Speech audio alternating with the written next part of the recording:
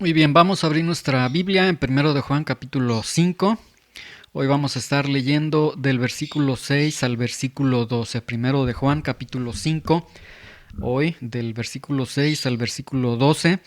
El domingo anterior iniciamos ya el primer capítulo, el capítulo 5, que ya es el final de esta primera carta de Juan.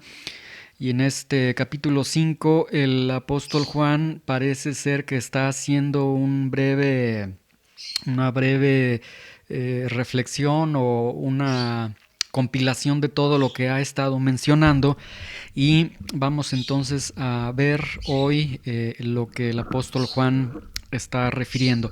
Debemos de recordar que el apóstol Juan ha escrito a un público que está siendo afectado por los gnósticos.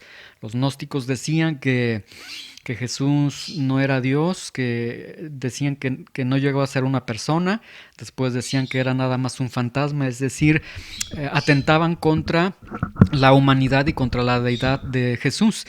Y estas corrientes gnósticas se estaban infiltrando en la iglesia y los cristianos las estaban creyendo, estas nuevas revelaciones. Entonces el apóstol Juan inicia esta carta como para hablar y contrarrestar ciertamente estas doctrinas, pero para reafirmar lo que es un cristianismo básico. Y tan básico ha sido este cristianismo que desde el primer capítulo, segundo, tercero, cuarto y en este quinto, el apóstol Juan realmente ha estado confrontando acerca de si realmente se es cristiano o no se es cristiano, y ha estado dando varias evidencias de lo que es ser cristiano. Ahora la idea no es aprender todo lo que estamos aprendiendo con la idea de decir, pues entonces no soy cristiano, sino la idea es de que en aquello que Dios nos muestre que estamos fallando, pedirle que Él nos ayude para que nosotros podamos caminar en su voluntad, a ser hijos de Dios, y que en aquellas carencias, en aquellas debilidades, en aquellas faltas que tenemos, con su perdón, como desde el primer capítulo y segundo capítulo el apóstol Juan decía que aquel que dice que no tiene pecados se está mintiendo, porque todos tenemos pecado, todos pecamos. Podemos ir a Jesucristo, que es nuestro abogado ante el Padre y quien nos perdona y nos limpia de todo pecado. Muy bien, vamos entonces hoy a dar lectura del versículo 6 al versículo 12, y hoy el tema se va a titular La terrible realidad de la incredulidad. La terrible realidad de la incredulidad. Y hoy el apóstol Juan va a derribar una idea que muchas personas tienen el día de hoy. Muchas personas están conscientes de Jesús, saben acerca de Jesús, pero llega un momento en sus vidas en que dicen, bueno, algún día voy a creer. Yo voy a creer más adelante. Ahorita tengo muchas cosas más importantes que hacer. Ahorita me voy a ocupar de los proyectos de mi vida. Ahorita Dios no es tan importante para mi vida. Y vamos a ver cómo el apóstol Juan va a derribar esa realidad de esa incredulidad, de postergar el creer en el Señor, y lo va a presentar como la Biblia, como la verdad de Dios lo va a estar presentando. No es cualquier cosa, por eso el título, La terrible realidad de la incredulidad, ¿sí? Vamos entonces al versículo 6, del versículo 6 al versículo 12. Vamos a dar una lectura rápida. Dice, este es Jesucristo que vino mediante agua y sangre. No mediante agua solamente, sino mediante agua y sangre. Y el Espíritu es el que da testimonio, porque el Espíritu es la verdad. Porque tres son los que dan testimonio en el cielo: el Padre, el Verbo y el Espíritu Santo, y estos tres son uno.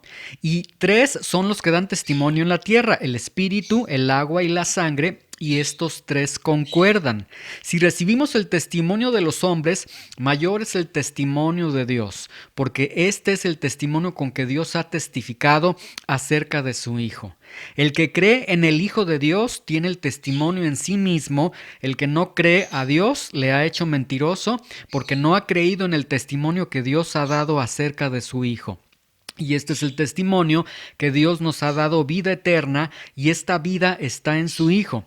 Y el que tiene al Hijo tiene la vida, y el que no tiene al Hijo de Dios no tiene la vida. ¿Sí? Muy bien, vamos entonces con este primer versículo. Inicia el apóstol Juan diciendo: este es Jesucristo. ¿Sí? Y nuevamente, desde los capítulos 3, 4 y 5, nosotros nos hemos dado cuenta que de una manera totalmente deliberada el apóstol Juan se ha referido a Jesús no como Jesús, sino que se refiere como Jesucristo, ¿sí? Y cuando él se refiere a Jesús como Jesucristo, está uniendo o se está refiriendo a Jesús en su humanidad y a Cristo en su divinidad como el enviado de Dios. Entonces, nuevamente, cuando él dice, este es Jesucristo, lo que el apóstol Juan está presentando, está diciendo, este es el Dios hecho hombre. Este es el Dios hombre, ¿sí? Ya en 1 de Juan 5:1 el apóstol Juan dijo: todo aquel que cree que Jesús es el Cristo. Es decir, él ha estado bombardeando estas ideas gnósticas y él ha estado diciendo que Jesús es hombre y que Jesús es Dios, que Jesús es 100% hombre y que Jesús es 100% Dios. Entonces lo está presentando tanto en su humanidad como en su divinidad. Y ahora el apóstol Juan hace algo sumamente especial ya en esta recta final de esta primera carta de Juan, porque a partir ya de este versículo, el apóstol Juan hace a un lado ya el testimonio apostólico. El testimonio apostólico por parte de él ha estado desde el primer capítulo, lo que hemos visto y oído desde el principio, etcétera. Esto les anunciamos. Todo este testimonio apostólico que él ha dado desde el primer capítulo, segundo, tercero, cuarto y hasta el quinto, en este momento ya el apóstol Juan se hace a un lado y ahora él da lugar a dos tipos de nuevos testimonios, o a dos testimonios, ¿sí? Primer testimonio que va a presentar el apóstol Juan en este versículo es el testimonio del Espíritu Santo. Dice el versículo 6, este es Jesucristo, que vino mediante agua y sangre, no mediante agua solamente, sino mediante agua y sangre, y el Espíritu es el que da testimonio, porque el Espíritu es la verdad. Entonces, el apóstol Juan está haciendo a un lado ya su testimonio apostólico y ahora está dando lugar a este testimonio que el mismo Espíritu Santo está dando, y entonces este testimonio del Espíritu Santo, también el Espíritu Santo se presenta, y el Espíritu Santo, el primer testimonio que está dando es: este es Jesucristo, este es el Dios hombre. Y el Espíritu Santo presenta dos elementos externos, dos elementos que fueron visibles, que realmente son altamente visibles, dos elementos externos de este testimonio que está dando el Espíritu Santo. Ahora, aquí debemos nosotros entonces entender una cosa: el que está dando testimonio de esto, el que está refiriendo esto, es el mismo Espíritu Santo, la tercera persona de la Trinidad, ¿sí? Y él testifica entonces, número uno, acerca de la humanidad y acerca de la divinidad de Jesús, presentando estos dos testimonios externos, agua y sangre. Dice, Jesucristo vino mediante agua y sangre, no mediante agua solamente, sino que lo dice dos veces, lo solidifica, dice no, mediante agua y sangre, ¿sí? Ahora, estos dos elementos externos, ¿a qué se refieren? Agua y sangre. Se refieren a Jesucristo, se refieren en Jesucristo, en el Dios hombre. El agua se refiere a su bautismo en agua, y la sangre se refiere a su crucifixión, a su muerte.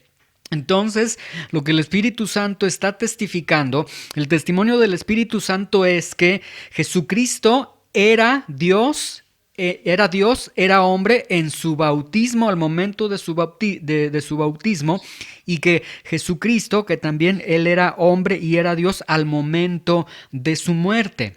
Los gnósticos decían que Jesús era Dios hombre cuando él fue bautizado, que cuando él salió de las aguas, los gnósticos enseñaban, ahí tenemos al Dios hecho hombre. Pero cuando Jesús estuvo en la cruz momentos antes de morir, la divinidad de Jesús fue retirada y entonces murió solamente un hombre.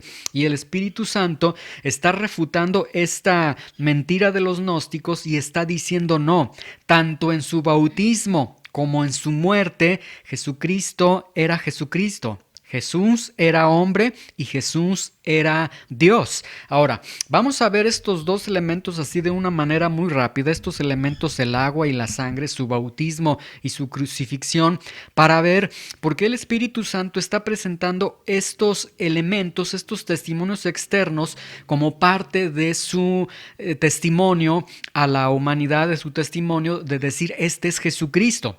Vamos a Mateo capítulo 3, versículo 13, y vamos a dar lectura del día que Jesús fue bautizado y vamos a considerar algunos elementos especiales, algunos momentos muy importantes que se van desarrollando cuando Jesús fue bautizado, ¿sí? Muy bien. Mateo capítulo 3, versículo 13. Estamos en el Evangelio de Juan, estamos en la primera carta de Juan, perdón. Vámonos hasta los Evangelios y ahí vamos al primero de los Evangelios, el primero de los 4 Evangelios, Evangelio de Mateo, y vamos entonces al capítulo 3, versículo 13, para ver los aspectos que tienen que ver con el bautismo de Jesús. Dice, entonces Jesús vino de Galilea a Juan al Jordán para ser bautizado por él. Jesús transitaría alrededor de 100 kilómetros aproximadamente de Galilea al Jordán. Ahora, recordemos que Juan el Bautista es el que decía, he aquí el Cordero de Dios que quita el pecado del mundo. Y recuerden que toda la ciudad venía al Jordán para ser bautizado por Juan el Bautista y cuando eran bautizados ellos confesaban sus pecados, ¿sí? Ahora tenemos aquí al Hijo de Dios, tenemos a Jesucristo, a Dios hecho hombre, a Dios hecho hombre, que viene ante él para ser bautizado. Y la primera pregunta que nosotros nos podríamos realizar es ¿por qué se tendría que bautizar Jesús si no tenía pecado? 30 años habían pasado, Jesús está en el anonimato esperando la voluntad de Dios, creciendo en gracia y estatura delante de Dios, delante de los hombres, dice Lucas, y ahora aparece en la vida pública ya en el tiempo fijado por Dios, inicia en este momento, va a iniciar el ministerio público de Jesús. Pero ¿por qué? ¿Por qué Jesús se bautizaría? Si todos los que venían tenían pecados, confesaban sus pecados y al confesar sus pecados eran ingresados ya al pacto de Dios, etcétera, ¿por qué vendría el Señor Jesucristo quien no tiene pecado? Y ahorita vamos a ver cómo en esta narración se nos dice. Y ahí está el primer testimonio, este testimonio que está dando el Espíritu Santo del agua, del bautismo de Jesús.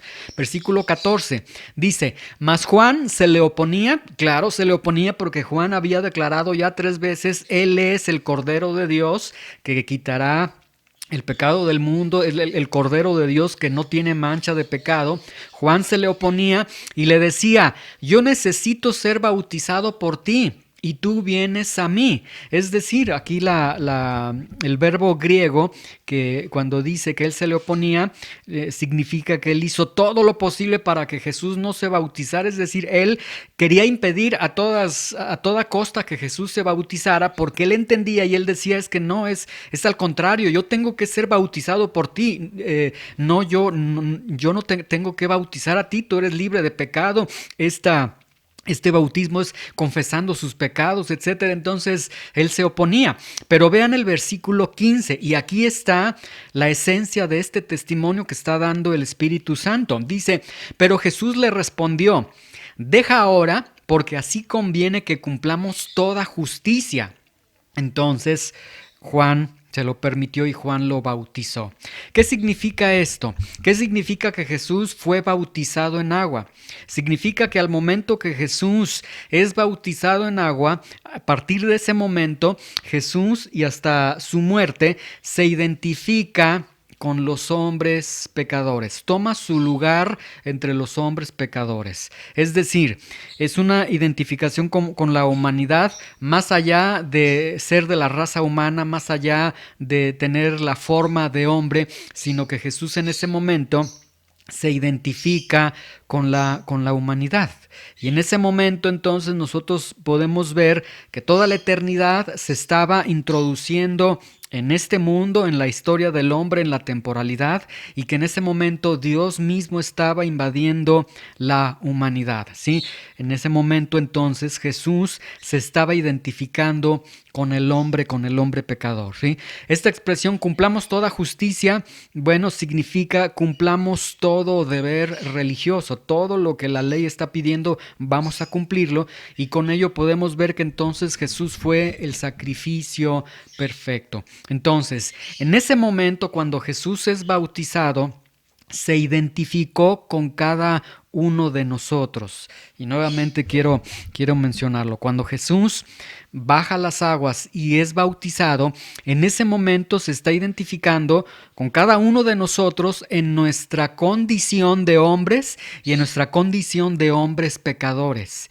Y Él se está identificando con nosotros tanto como Dios, como hombre que era también, ¿sí? Ahora, versículo 16. Y Jesús, después que fue bautizado, subió del agua, y he aquí los cielos le fueron abiertos, y vio al Espíritu de Dios que descendía como paloma y venía sobre él.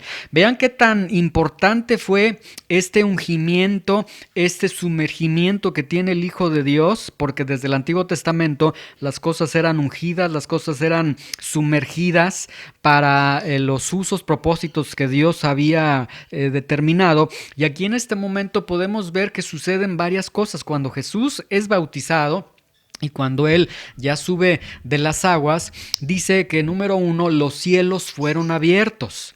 Y veamos esta expresión tan gráfica, los cielos fueron abiertos. Desgraciadamente, hoy cuando se habla de cielos abiertos, se habla de un tiempo de bendiciones, de visita de ángeles, de milagros y de mucho espectáculo, de mucho ruido que se hace en muchos lugares. Pero aquí en la Biblia, cuando se presenta que los cielos fueron abiertos, nos está hablando de la presencia de Dios de una manera especial y absoluta en Jesús. Y fue entonces tan especial, tan absoluta la presencia de Dios en ese momento, que la Biblia dice, Lucas 3:22, que el Espíritu Santo tomó forma corporal de una paloma. Lucas 3:22 dice, y descendió el Espíritu Santo sobre él en forma corporal como paloma. Y entonces, por eso dice, he aquí los cielos abiertos, y vio al Espíritu de Dios que descendía como paloma. Aunque Mateo dice como paloma, Lucas reafirma y dice, no, sí bajó literalmente una paloma, posó en Jesús, pero esa paloma fue el Espíritu mismo que tomó forma corporal de una paloma. Y ahí estaba entonces el Espíritu Santo, ¿sí? Es muy impresionante que ahí estuvo Dios, ahí estuvo el Espíritu Santo, y ahora en esta narración que estamos leyendo, el Espíritu Santo está dando testimonio de ese momento, de ese bautismo en agua, y lo está presentando para presentar a Jesucristo, ¿sí? Ahora, versículo 17 dice, después de que el Espíritu Santo bajó, y a partir de ese momento el Señor dependió del poder del Espíritu Santo todos los días de su ministerio, versículo 17, hubo una voz de los cielos que decía, este es mi Hijo amado en quien tengo complacencia. Y tenemos entonces que está ahí el Hijo amado, el amado de Dios, el que ha sido amado por toda la eternidad por Dios, el amado de Dios, y en quien siempre, dice el Padre, en quien siempre he tenido y sigo teniendo mi deleite. Es decir, el Padre presentó a su unigénito, al Hijo que amaba con toda intensidad, a lo más especial que Él tenía desde la eternidad, lo presenta, y a partir de ese momento se está inaugurando entonces el ministerio terrenal de los 3 años de Jesús en esta tierra, ¿sí? Esto huele a Juan 3:16. Vamos a Juan 3:16. Estamos ahí en Mateo. Vamos a ir adelante al último de los evangelios. Juan 3:16. Esto suena altamente a lo que se nos dice en Juan 3:16. Porque de tal manera amó Dios al mundo, que ha dado a su Hijo unigénito, para que todo aquel que en Él cree no se pierda, mas tenga vida eterna, ¿sí? Dios dio lo que más amaba, lo dio a un mundo que amó a pesar de que estaba en tinieblas, a pesar de que estaba en pecado. Dio a su Hijo unigénito con el propósito de que aquellos que crean en Él tengan vida eterna y no se pierdan en la condenación eterna. Ahí está el Padre dando lo más especial para este mundo, ¿sí? Ahora, vamos a considerar por un momento la muerte de Jesús. Ya vimos en el bautismo de Jesús lo especial, lo glorioso, lo grande es que Él se identificó conmigo, contigo, como pecador, en tu condición de pecado, en tu condición de enemigo de Dios, en tu condición de un hombre que iba camino al infierno, en condición de un hombre que iba camino rumbo a la ira eterna de Dios sobre tu vida, ¿sí? Ahora, vamos un poco al otro testimonio, la sangre, la crucifixión de Jesús. Vamos a 2 de Corintios 5:21 para considerar algunas verdades que se nos presentan en la crucifixión del Señor, qué sucede en la sangre del Señor, qué sucede en la muerte del Señor, en la crucifixión del Señor. 2 de Corintios 5:21, estamos ahí en el Evangelio de Juan, el libro de Hechos, Romanos, y después viene primero y luego viene la segunda carta de Corintios. Vamos a 2 de Corintios, capítulo 5, versículo 21, para que podamos nosotros comprender este segundo testimonio y podamos palpar algo de las verdades que contiene este segundo testimonio que está dando el Espíritu Santo, que es la sangre. ¿Listos? 2 de Corintios 5:21, ya lo tenemos. Dice: al que no conoció pecado, por nosotros lo hizo pecado, para que nosotros fuésemos hechos justicia de Dios en él, ¿sí? Bueno, primera realidad, cuando Jesús estuvo en la cruz del Calvario, Jesús permaneció siendo santo como siempre ha sido santo. Lo que dice este texto es que en la cruz del Calvario Jesús fue tratado como si fuera culpable por todos los pecados cometidos de aquellos que habrían de creer, ¿sí? Vamos a darnos una idea. Adán y Eva solamente con un solo pecado fueron expulsados del huerto del Edén, y solamente con un solo pecado se hicieron merecedores de condenación eterna. Ya estaban muertos espiritualmente con un solo pecado. Ahora, dice la Biblia que el pecado produce muerte. Entonces, aquí, cuando dice que al que no conoció pecado, por nosotros lo hizo pecado, para que nosotros fuésemos hechos justicia de Dios en él, significa entonces que él tomó todos los pecados de todos los pecadores de todos los tiempos, de aquellos que habrían de creer en él. Y esto entonces, ¿qué significa? Que estando en la cruz del Calvario, la ira de Dios cayó sobre él, y cayó sobre él en la justicia de Dios por el pago de todos y cada uno de los pecados de todos aquellos que iban a creer en él. De todos tus pecados, desde que tú tienes uso de tu conciencia, de todos los pecados que has cometido en toda tu vida, ahí fueron castigados en Jesús. Y esta justicia que dice aquí al final de 2 de Corintios 5:21, para que nosotros fuésemos hechos justicia de Dios en él, es una justicia de imputación. Es decir, significa, y esto es algo literal, que lo que sucede en la cruz del Calvario, cuando Jesús recibe la ira de Dios, en ese momento entonces la justicia perfecta de Jesucristo se acredita al pecador, y el pecado del pecador se acredita a Jesucristo. Y esto significa que entonces a través de la sangre de Jesús, Jesús hace tan justo como Jesús es justo al pecador delante de Dios. Y tenemos entonces estos dos elementos, el elemento del agua, su bautismo, donde Jesús entonces se identificó con el hombre como hombre y en su condición de pecador, y la sangre, donde Jesús entonces toma todos los pecados, todos nuestros pecados, y paga por nuestros pecados. Toma esa sustitución de nosotros, se pone en nuestro lugar y Él paga todos los pecados, recibiendo todo el castigo de nuestros pecados y toda la ira de Dios sobre nuestros pecados, ¿sí? Ahora, vamos a regresar a 1 de Juan 5, 7 y 8 para continuar con esta lectura. Entonces, hasta este momento, vemos que el Espíritu Santo está presentando este testimonio. Él es Jesucristo, Él es el Dios hombre que se identificó contigo, pecador, en su bautismo y que pagó por tus pecados en la cruz del Calvario en su muerte. Ese es el testimonio que está dando el Espíritu Santo, ¿sí? Ahora, en el versículo 7 y 8 dice lo siguiente: porque tres son los que dan testimonio en el cielo, el Padre, el Verbo y el Espíritu Santo, y estos tres son uno.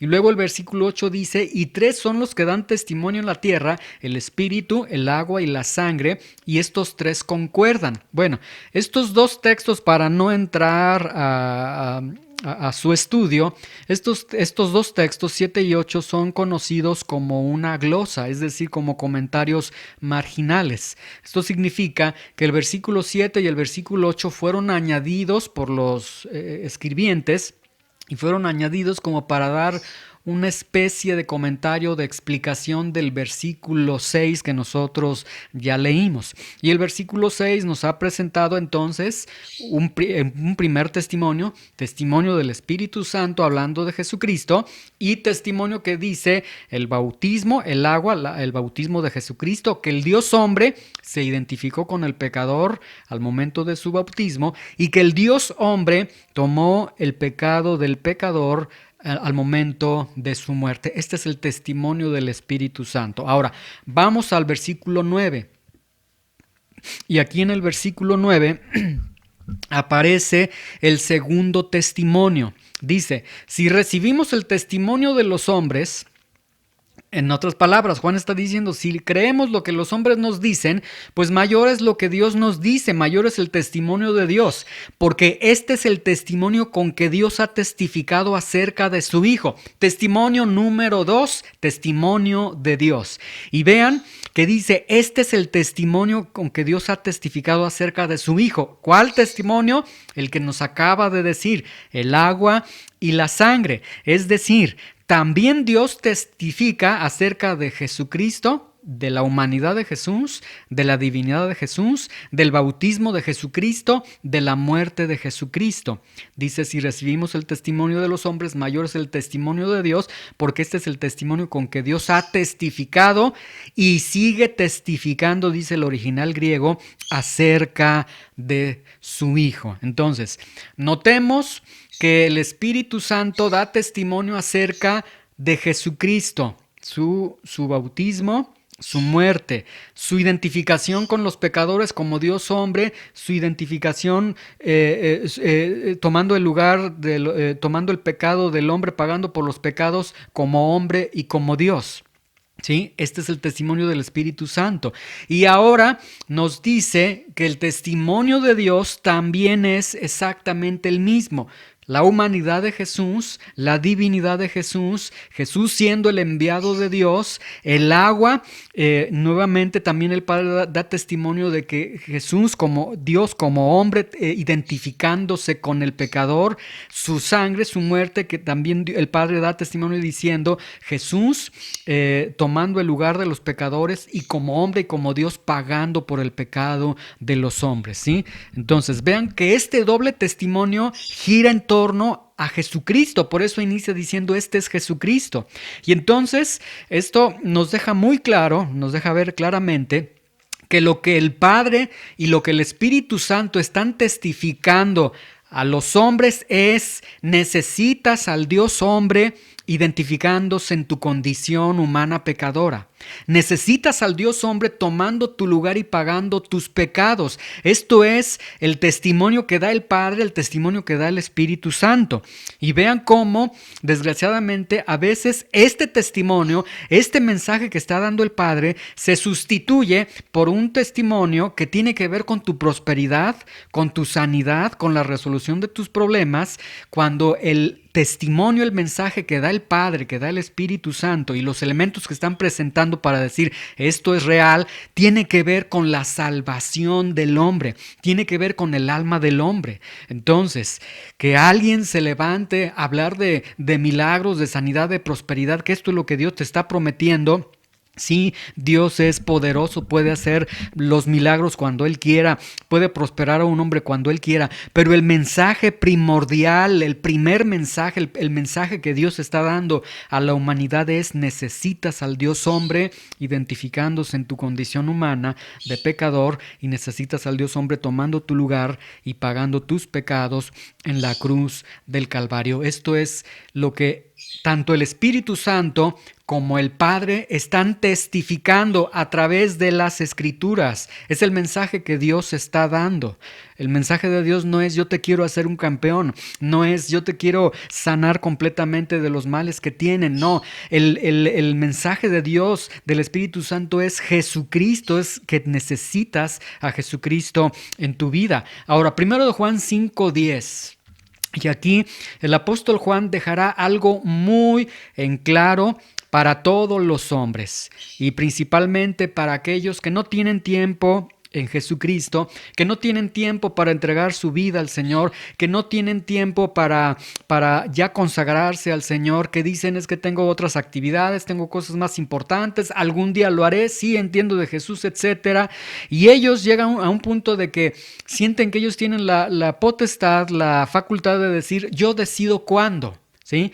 Vamos a ver cómo aquí el apóstol Juan, obviamente inspirado por el Espíritu Santo, deja algo muy en claro para todo hombre. Y dice: el que cree en el Hijo de Dios tiene el testimonio en sí mismo. El que no cree a Dios le ha hecho mentiroso, porque no ha creído en el testimonio que Dios ha dado acerca de su Hijo, ¿sí? Entonces, ¿cuál es el testimonio acerca de su Hijo? ¿Cuál es el testimonio al que se está refiriendo Juan en este momento? Pues, ¿cuál testimonio se ha presentado? El testimonio del Espíritu Santo y el testimonio de Dios. Es decir, el que no cree en el el que cree en el Hijo de Dios tiene el testimonio. Es decir, número uno, el que cree al testimonio del agua, el que cree al testimonio de la sangre, es decir, aquel que cree que Jesús se identificó con él en su condición humana de pecador, y aquel que cree que Jesucristo tomó su lugar en la cruz del Calvario por sus pecados, que era el Dios hombre al momento de su bautismo, identificándose conmigo en mi condición de pecador, que era el Dios hombre tomando y pagando mis pecados en la cruz del Calvario, también ahí en la cruz del Calvario siendo Dios hombre. Aquel que cree en eso, dice el apóstol Juan, el que cree en el Hijo de Dios tiene el testimonio que ya el Espíritu Santo que Dios ha dado, ¿sí? Y el original griego dice: el que cree en el Hijo y sigue creyendo. Es decir, si tú crees algo tan crucial en tu vida, que Jesús se identificó contigo cuando no lo tenía que hacer, se identificó contigo como pecador que eres en su bautismo, y tú dices: gracias, Señor, porque te identificaste con cada uno de mis pecados en mi condición de hombre, te identificaste conmigo en esa condición caída que tenía, y como hombre y como Dios tomaste cada uno de mis pecados. Él cree y sigue creyendo. Y primero de Juan 1:5 comenzó, primero de Juan 5:1 comenzó el apóstol Juan diciendo: el que cree en el Hijo de Dios es nacido de Dios. Entonces, ahí está el primer punto: el que cree en el Hijo de Dios. Ya hemos explicado que creer en el Hijo de Dios no es hacer una oración, no es repetir una oración, no es decir sí creo en Jesús, sino que el creer realmente, reconocer nuestros pecados, entrar en el señorío de Jesús, todo lo que ya hemos explicado en las enseñanzas anteriores, es decir, hay evidencias de que hemos creído en Él. Bueno, el que cree en el Señor. Y el segundo punto dice: y el que no cree a Dios Es decir, quiero que vean aquí que se presenta dos respuestas, pero una misma persona, porque esta misma persona sí entendió acerca de Jesucristo, sí recibió el testimonio del Espíritu Santo, sí recibió el testimonio de Dios, solamente que uno sí creyó y el otro no creyó. ¿Por qué no creyó? Pues quizás porque, bueno, vamos a ver, la segunda opción dice, el que no cree a Dios le ha hecho mentiroso porque no ha creído en el testimonio que Dios ha dado acerca de su Hijo, ¿sí? Es decir, el que no cree al testimonio del agua, el que no cree al testimonio de la sangre, en otras palabras, el que no cree que era Dios hombre identificándose con él en su condición de pecador, cuando Jesús fue bautizado, el que no cree que era Dios hombre cuando estaba en la cruz del Calvario pagando sus pecados, el que no cree esto es una persona entonces que no cree y que no sigue creyendo. Y es una persona que no queda nada más ahí, porque qué bueno que sería nada más, bueno, no creyó, está bien, no cree, ok, pero no, hay una acción positiva. Aquel que no creyó, dice, esa persona en el momento que no creyó, aun cuando le fueron presentadas las evidencias de una manera muy clara a través de la Escritura, a través del Espíritu Santo, a través de Dios, dice, esa persona le ha hecho mentiroso a Dios. Y ahí está lo terrible de la incredulidad. La incredulidad no es que tú no creas ahorita y que más adelante vas a creer. Está bien, ok, te esperamos. Cuando tú tengas oportunidad, cuando resuelvas tus problemas, cuando se terminen tus proyectos, ok, tú vienes y ya crees. No, aquel que no cree y no sigue creyendo, le ha hecho mentiroso a Dios. Es decir, estás en una postura. Una vez que has sido confrontado con el testimonio del Espíritu Santo y con el testimonio del Padre, con el testimonio del agua, con el testimonio de la sangre, o crees a ese testimonio o eres un blasfemo porque le dices mentiroso a Dios. O crees a ese testimonio o acusas a Dios de ser mentiroso. En otras palabras, o estás con Dios o estás contra Dios. Y ahí está lo terrible de la incredulidad. La incredulidad no es nada más que no crees. La incredulidad es que te pones en contra de Dios y le dices, Dios, eres el más grande de todos los mentirosos. ¿Cómo es posible que yo soy pecador? ¿Cómo es posible que tienes que enviar a tu hijo para que yo se identifique conmigo en mi condición de pecador? Pues ¿cuál? Si yo no necesito de un salvador, no necesito de un enviado. Fue un desperdicio que Jesús fuera a la cruz en mi vida porque yo no soy pecador. Mira, yo mi vida la puedo llevar como quiera, no te necesito a ti. Yo tengo mi religión, yo tengo mis obras, yo tengo mis filosofías. Entonces, el no creer, de acuerdo a lo que está presentando al apóstol Juan, es totalmente terrible. O estás con él, al estarle creyendo, o te pones en contra de él. Ahora vamos al versículo 11. Y este es el testimonio, que Dios nos ha dado vida eterna y esta vida está en su Hijo. Vean que el apóstol Juan, después de que dijo o estás con Dios o estás contra Dios o le estás creyendo plenamente lo que Dios, el testimonio que Dios y el Espíritu Santo está dando o estás en contra de él, luego dice, este es el testimonio de Dios. En esto consiste este testimonio, que Dios ha dado vida eterna a los que creen y que esa vida eterna está solamente en su Hijo. Solamente ahí, en esa sangre, en esa agua del cual el Espíritu Santo ha hablado en estos textos. El agua y la sangre, estos testimonios, tienen que ver con tu vida eterna. Vida eterna que solamente está en el Hijo y en nadie más. ¿Sí? No está en tus filosofías, en tus pensamientos, en tus religiones, en que los santos van a interceder por mí. No juegues con tu eternidad. Solamente la vida eterna está en Jesucristo. ¿Quieres ver a Jesucristo? Velo a través del agua y de la sangre de estos testimonios que el Espíritu Santo ha presentado. Luego, versículo 12. El que tiene al Hijo, tiene la vida. Y el que no tiene al Hijo de Dios, no tiene la vida. Dos tipos de personas.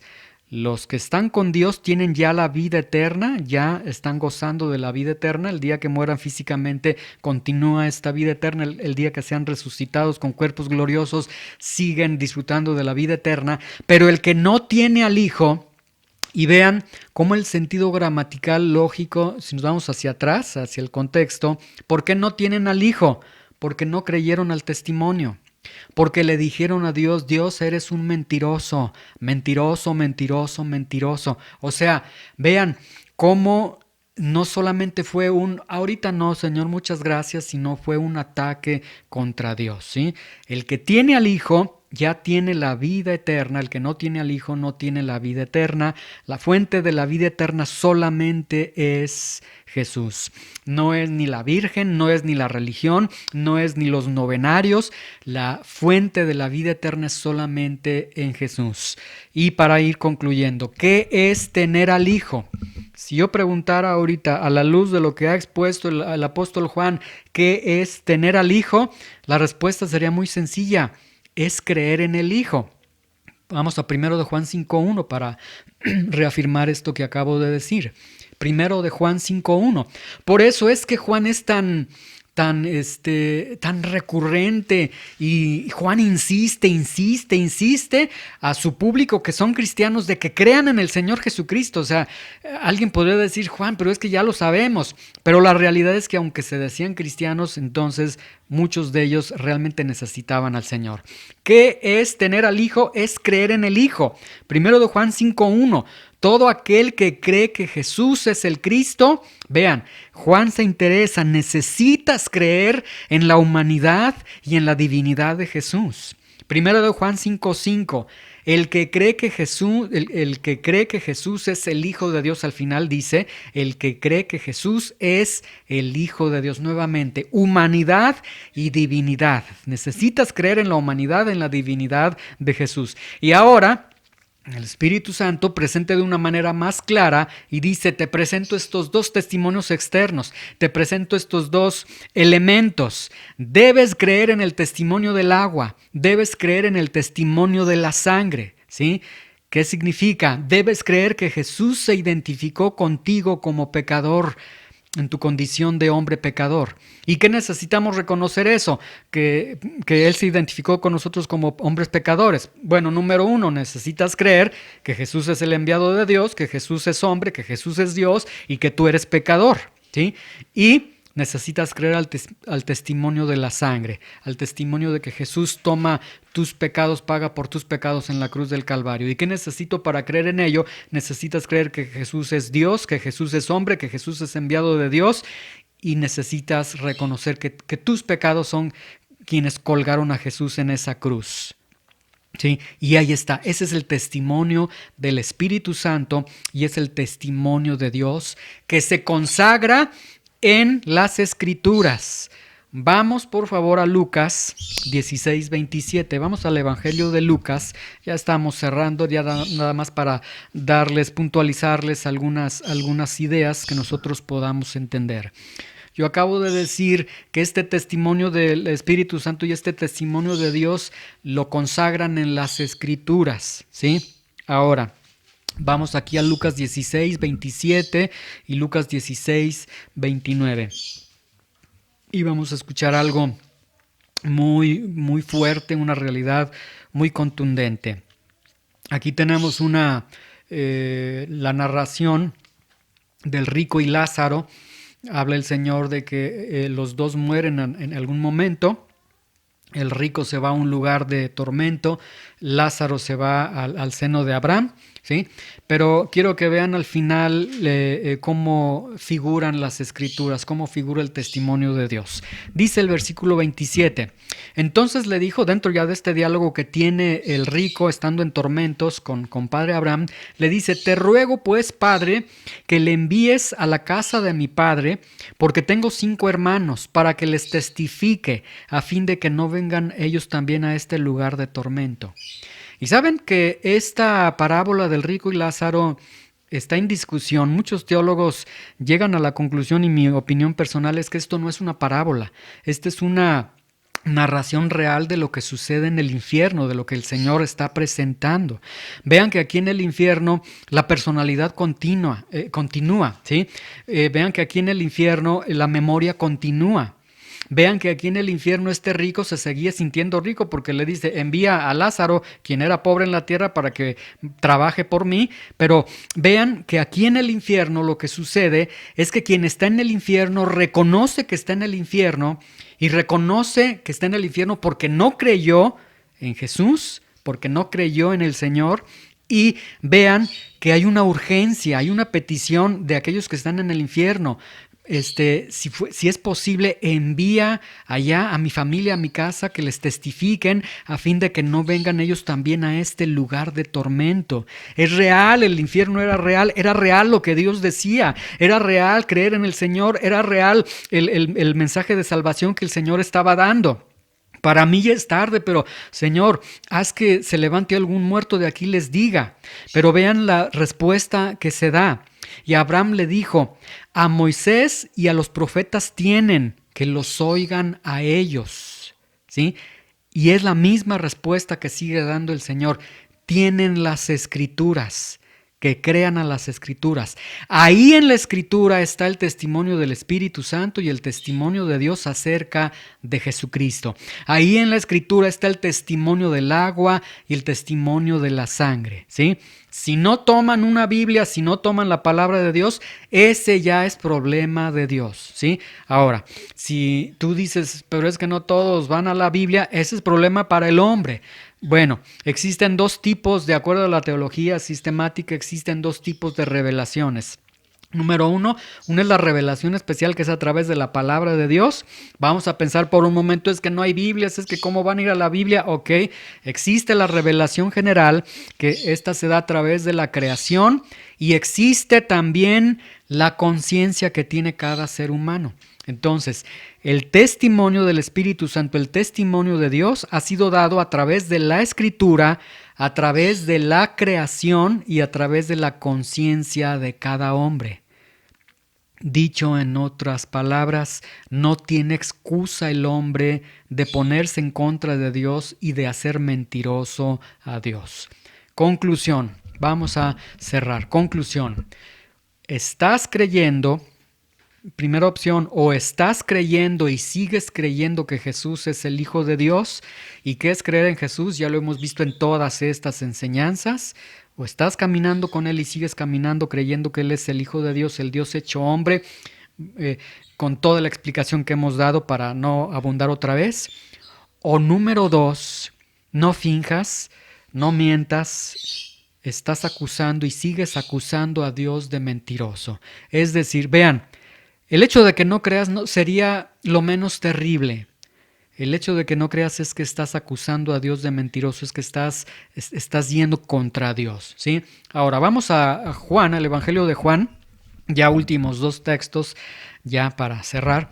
Vamos al Evangelio de Juan capítulo 3, versículo 18, para que nosotros podamos entender la gravedad, lo terrible de no creer en el Hijo de Dios. Juan, Evangelio de Juan, capítulo 3, versículo 18. Evangelio de Juan, capítulo 3, versículo 18. ¿Listos? Muy bien. Quiero que lean este texto teniendo en su mente aquellas personas que ustedes conocieron y que el día de hoy ya murieron, ¿sí? Es decir, personas que tú realmente conociste y que están en una eternidad en este momento, para que tú sientas el peso de lo que se está diciendo, ¿sí? O en tu misma vida, de que tú un día vas a morir, tarde o temprano vamos a morir cada uno de nosotros. Tarde o temprano cada uno de nosotros vamos a estar en una eternidad. Dice, el que en Él cree, en el Hijo, en Jesucristo, en el testimonio del agua, en el testimonio de la sangre, no es condenado. Nada más por creer. Pero ya vimos todo lo que implica creer. Ya lo hemos, con estas enseñanzas de la primera carta de Juan, ya hemos visto lo que implica, ¿sí?